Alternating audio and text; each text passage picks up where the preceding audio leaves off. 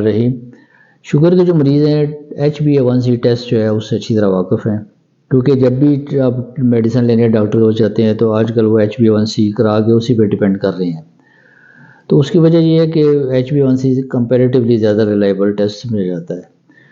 खून के अंदर जो है दो तरह के कंपोनेंट्स हैं, एक ब्लड सेल्स हैं और एक प्लाज्मा है।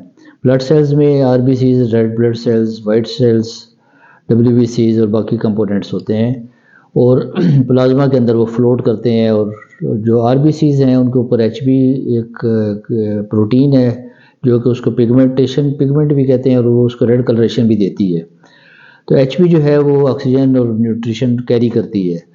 तो जब ब्लड के अंदर ब्लड शुगर की लेवल एक ख़ास लिमिट से ज़्यादा चला जाता है, ऊपर चला जाता है, उसका और HB के ऊपर जो उनके दोनों के दरमियान एक रिएक्शन शुरू हो जाता है, एक इंटरेक्शन शुरू हो जाता है। उस इंटरेक्शन के नतीजे में HB जो है वो डिपॉजिट करना शुरू कर देती है शुगर्स के मॉलिक्यूल्स को अपने ऊपर। तो इस प्रोसेस को ग्लाइकेशन कहते हैं, और जो HB इस तरह बनती है उसको कहते हैं ग्लाइकेटेड हीमोग्लोबिन। तो ग्लाइकेटेड हीमोग्लोबिन एक्चुअली एक मेजर है इस चीज़ का कि उसके ऊपर शुगर कितनी लगी हुई है। तो शुगर चूँकि और जो रेड ब्लड सेल है उसकी एक एज जो है वो 92 से 120 डेज़ है, यानी कि 2 से 3 महीने है। तो जब वो आप उसको टेस्ट करेंगे ग्लाइकेटेड HB को, तो वो बताएगी कि पिछले 2 या 3 महीने में उसकी शुगर कितनी रही है। शुगर डिपोजिशन की मिसाल आप इस तरह ले लें कि जैसे आप एक लोहे का पीस जो है रखते हैं और नमी होती है साथ और हवा में बाहर रखते हैं, तो उसके ऊपर रस्ट जमा होना शुरू हो जाता है। तो रस्टिंग जो है वो टाइम के साथ साथ ज़्यादा होती जाती है। तो ये जो इसी तरीके से HB के ऊपर जो है शुगर जो है वो डिपॉजिट होती रहती है, और इसको कहते हैं ग्लाइकेटेड हीमोग्लोबिन, और इस टेस्ट को कहते हैं HbA1c। तो HbA1c जो है उसके लिए कोई कैद नहीं है टाइम की, किसी खाने की कोई ऐसी लिमिटेशन उसकी नहीं है, यानी कि उसके लिए खाली पेट नहीं रखना, उसके लिए खाने के बाद 2 घंटे का वेट नहीं करना। वो जब भी जाते हैं आप लेबॉर्ट्री में वॉक इन करके, तो यू कैन गेट टेस्टेड। अब हम देखते हैं कि HbA1 क्यों करवाते हैं, ब्लड शुगर रैंडम या फास्टिंग पे डिपेंड क्यों नहीं कर रहे। तो उसकी वजह ये है कि जो ब्लड शुगर लेवल है वो कंटिन्यूसली इंक्रीज़ और डिक्रीज़ कर रहा है, और एक फ्लक्चुएशन है उसमें, और एक कांस्टेंट लेवल पे नहीं है वो।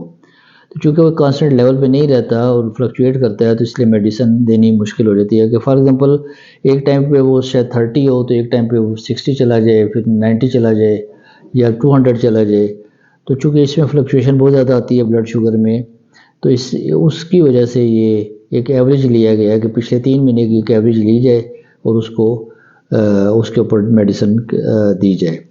अब हम देखते हैं कि नॉर्मल वैल्यूज़ क्या हैं। टेस्ट जब आ गया, किसी ने करा लिया, तो उसको इंटरप्रेट कैसे करना है।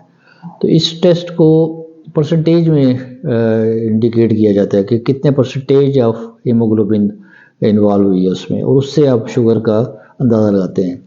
शुगर टेस्ट करने के जो बाकी जो टेस्ट हैं शुगर के, उसमें या मिलीग्राम पर डेसीलीटर आएगी, जो कि आम ग्लूकोमीटर पे आती है, और हमारे आम ज़्यादातर पेशेंट कहते हैं जी 130 आई है, 140 आई है, दैट मीन्स कि उतने मिलीग्राम पर डेसीलीटर आई है, mg/dl।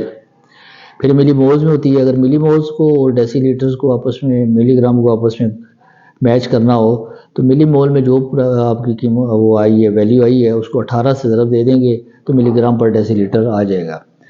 तो इस तरह, और अभी अगर इसको आप कंपेयर करें, ये परसेंटेज में है, तो परसेंटेज का एक चार्ट भी हमने शुरू में थंबनेल में दिया है।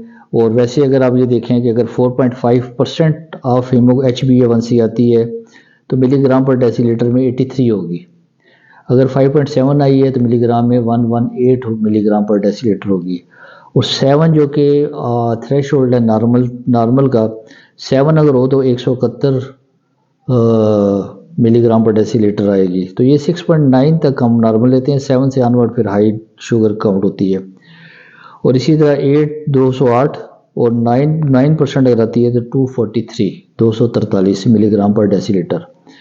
तो अब इस टेस्ट को इंटरप्रेट कैसे करें कि अगर ये लेस देन 5.7% आई है तो दैट मीन्स कि पेशेंट को शुगर नहीं है, उसको डायबिटिक नहीं है, नॉन डायबिटिक है। अगर 5.8 से 6.4 आती है तो वो ये इंडिकेट कर रहा है कि पेशेंट को जो है वो अपना वो प्री डायबिटिक है। प्री डायबिटिक भी टर्म जो है ये थोड़ी सी ज़्यादा डराने वाली है, इसको मैं भी एक्सप्लेन करता हूँ प्री डायबिटिक को। फिर अगर 6.9 या 7 से ऊपर चली जाती है तो फिर पेशेंट जो है वो डायबिटिक है, उसको यानी कि शुगर हो चुकी है। तो अभी हम ये देखते हैं कि जो इसमें ये भी देखना हमें कि जो इसमें आया ये जो टेस्ट जब हम कराते हैं तो आया ये 100% ट्रू है। वैसे तो ये अच्छा है और एवरेज देता है चूँकि, तो इसलिए मॉनिटरिंग आसान है कंपेरेटिवली, लेकिन इसके कुछ लिमिटेशंस भी हैं। फॉर एग्जांपल ऐसी डिजीज़ जो जिसमें ब्लड सेल्स इफेक्ट होते हैं, जैसे सिकल सेल एनीमिया है, थैलेसीमिया है, या अपना हेमोलिटिक एनीमियाज हैं जिसमें कि ब्लड सेल टूटते हैं और एच बी जो टूट जाती है, तो इन कंडीशंस में इसमें फास्टली लो आ जाता है, यानी कि एक्चुअली शुगर जो है ब्लड के अंदर ज़्यादा होती है लेकिन रिजल्ट में परसेंटेज वाइज कम आती है क्योंकि एच बी डाउन हुई होती है।